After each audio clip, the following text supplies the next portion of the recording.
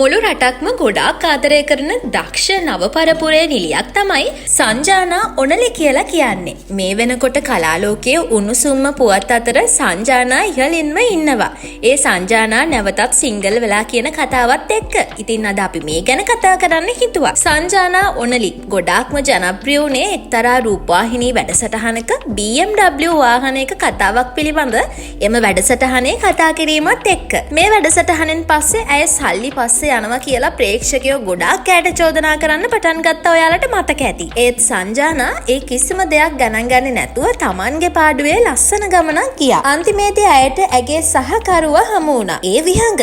ඉතින් මේ ප්‍රේම සම්බන්ධය මේ මෑතකදී විවාහ උත්සවයකින් අවසන් වුණේ හැමෝගේම ආදරය මැද්දේ. විශේෂයෙන් සංජානාගේ බ්‍රයිඩ් ටු බී පාටි එක රටම හොල්ලපු පාටි එකක් කිව්වොත් හරි. ඒ වගේම වෙඩින් එක දවසේ සහෝදර නල්නිලියන් එක දාපු සර්ප්‍රයිස් ඩාන්ස් එක තවම වෛරල් ඩාන්ස් එකක් වෙලා තියෙනවා.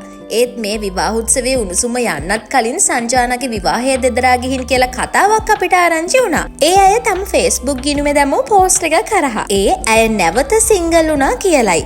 ඉතින් මේ කතාව එක්ක කලා ලෝකය දෙදරලා ගිහිල්ලා. මේ ගැන ප්‍රේක්ෂකයන් හොඳ වගේම නරකත් කමෙන්ට් අරහා පළ කරලා තිබුණා. ගොඩක් අය නම් කියන්නේ අද කාලේ තරුණ තරුණියන් දික්කසාදය කියන එක පුදුම සැහැල්ලුවකට ගන්නවා කියලා. ලෝකෙටම පේන්න වෙඩින් අරන් අවුරුද්දක් යන්නත් කලින් ඩිවෝස් වෙනවා කියලා. ඒත් ඇත්තටම වැරද්ද සංජානාගේද විහඟගේද කියන්න අපි දන්නේ නැහැ. සංජානා කියන්නේ හිත එකයි කට එකයි තියාගෙන ඉන්න නිලියක් නෙමෙයිනේ.